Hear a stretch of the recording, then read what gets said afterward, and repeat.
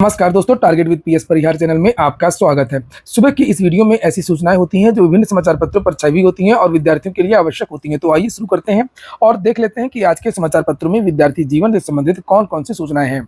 आगे बढ़ने से पहले एक सूचना है उन विद्यार्थियों के लिए जो विद्यार्थी किसी भी प्रतियोगी परीक्षा की तैयारी कर रहे हैं। वे सभी अभ्यर्थी text book quiz based offer का लाभ ले सकते हैं, जिसका नाम है जीत का संकल्प सिल। और 28 से लेकर के 31 के बीच का ये ऑफर है और इसमें टेक्स्ट बुक का जो ईयरली पास हुआ करता है, जिसमें आप लोगों को 1 साल के लिए सभी भर्तियों के मॉक टेस्ट मिल जाते हैं। स्पेशल पास प्रो उसकी कीमत मात्र 263 रुपये कर दी गई है। इसमें भी अगर आप लोग एक कोड लगा देंगे TWP तो आप लोगों को 12% की और एक्स्ट्रा छूट मिल जाएगी। और text book online mock test का सबसे बड़ा प्लेटफॉर्म है। इसमें 800 से ज़्यादा भर्तियों के 80,000 से ज़्यादा मॉक टेस्ट आपको 1 साल के लिए मिलते हैं और 12 से अधिक भाषा में भी मॉक टेस्ट मिल जाएंगे। भारत की जितनी भी प्रमुख भर्तियां हैं, चाहे वो UPSSC की भर्तियां हों, UPPSC की भर्तियां हों, SSC की भर्तियां हों, बैंकिंग की भर्तियां हों, सारी भर्ती मॉक टेस्ट आपको इसमें 1 साल के लिए मिल जाएंगे। लिंक मैंने इसकी डिस्क्रिप्शन बॉक्स में दे दी है, तो आप लोग जल्दी जाकर के इस ऑफर का लाभ अभी ही ले सकते हैं। सबसे पहली जो सूचना है वो उत्तर प्रदेश लोक सेवा आयोग की है। लिखा है कि चिकित्साधिकारी भर्ती के साक्षात्कार 10 जून से।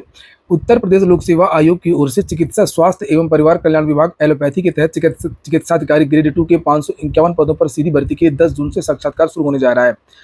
दूसरी सूचना है डर्मेटोलॉजिस्ट के 52 में से 48 पद खाली रह गए। उत्तर प्रदेश लोक सेवा आयोग ने चिकित्सा स्वास्थ्य एवं परिवार कल्याण विभाग एलोपैथी के तहत चिकित्साधिकारी ग्रेड 2 प्लास्टिक सर्जन के 52 पदों का परिणाम बुधवार को घोषित कर दिया और इस भर्ती में योग्य अभ्यर्थी नहीं मिलने के कारण 48 पद रिक्त रह गए। और अगली जो सूचना है वो योग प्रशिक्षकों की भर्ती को लेकर के है। अब कई जगह से योग प्रशिक्षकों की भर्ती इस समय निकली हुई है, जैसे आप लोग यहाँ पर देख सकते हैं कि वैकेंसी की आई है और योग प्रशिक्षकों की जो ये वैकेंसी है ज़्यादातर संविदा के आधार पर। एक और वैकेंसी NIT पॉलिटेक्निक नागपुर से भी निकली है। 31 तारीख तक यहाँ पर इसके लिए आवेदन कर सकते हैं। ये डेट है यहाँ पर और नीचे यहाँ पर ये पद देख सकते हैं, ये सबसे नीचे वाला। और lecturer in physical education yoga mediation ये एक पद है। इस तरीके से कई जगहों से वैकेंसी निकली है। ये नोटिफिकेशन वगैरह मैं अपने टेलीग्राम चैनल पर डाल दूंगा, तो आप लोग जाकर के वहाँ से वेबसाइट वगैरह या और जो नोटिफिकेशन है वो उसे देख सकेंगे। अच्छा, योग प्रशिक्षकों के लिए एक स्पेशल योग्यता चाहिए होती है और अगर आप लोग वो कोर्स करना चाहते हैं तो यहाँ प्रयागराज में एक संस्थान है प्रणव क्लासेस। यहाँ से आप लोग योग के जो विभिन्न प्रकार के जो कोर्स हैं वो कर सकते हैं। जैसे लिखा है यहाँ पर certificate in yoga, PG diploma in yoga, MA in yoga, diploma in yoga, BA in yoga, PhD in yoga, DNYS, PG DNYS, BNYS और ND इत्यादि कोर्स यहाँ पर चलते हैं। यहाँ पर अगर आप लोग ये कोर्स करना चाहते हैं तो प्रयागराज में एक संस्थान है प्रणव क्लासेस, जिसे आप लोग यहाँ पर देख सकते हैं। यहाँ पर विभिन्न प्रकार के जो कोर्स हैं योगा से संबंधित वो चलते हैं। BCI, PCI, UGC, NCTE, Ayush विभाग सभी से अप्रूव्ड हैं।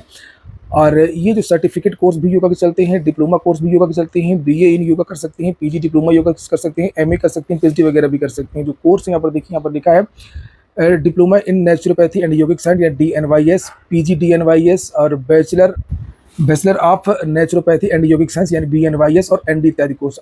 और अधिक जानकारी आप लोगों को यहाँ पर नीचे जो नंबर दिए हुए 7355466369336816257257 इस नंबर पर आप लोग कांटेक्ट कर सकते हैं। एड्रेस भी यहाँ पर लिखा हुआ है, कबीर मंदिर, प्रीतम नगर, धूमरगंज, प्रयागराज।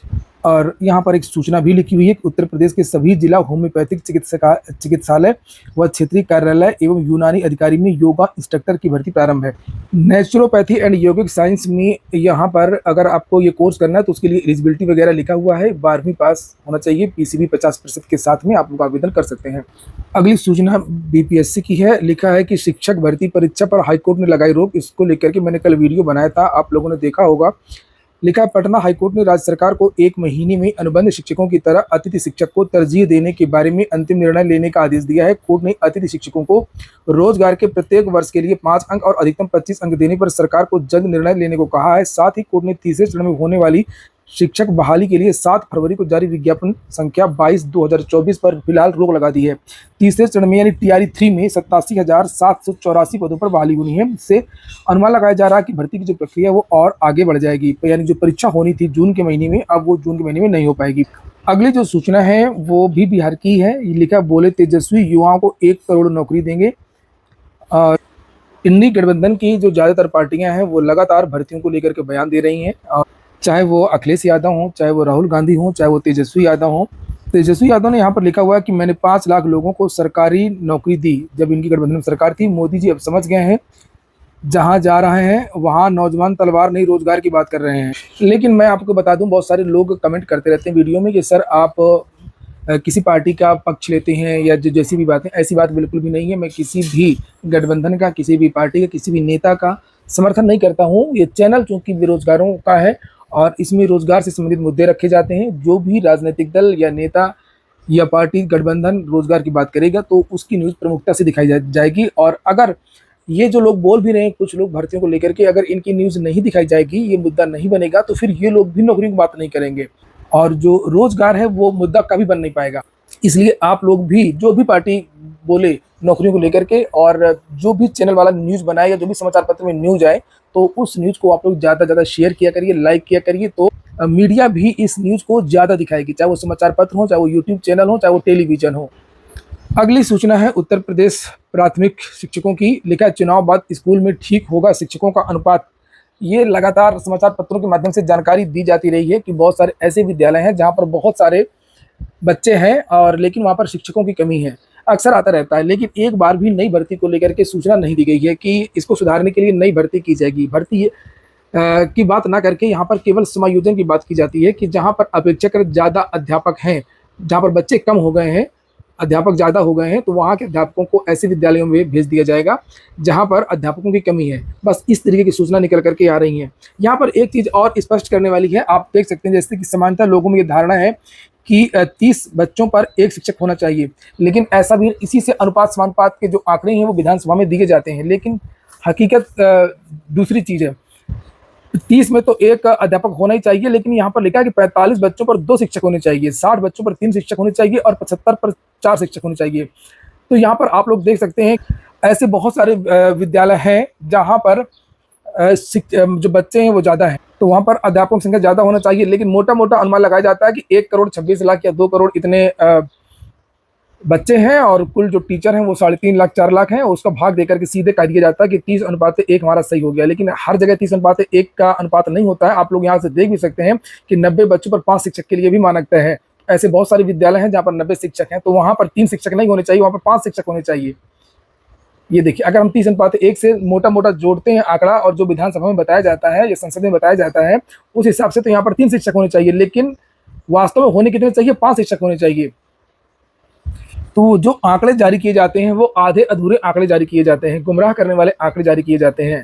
खैर, जो भी चीज़ें हैं उससे ये स्पष्ट हो रही हैं कि जो सरकार है वो फिलहाल अभी जल्दी भर्ती करने के मूड में नहीं है। इसी तरीके से सरकार काम चलाएगी।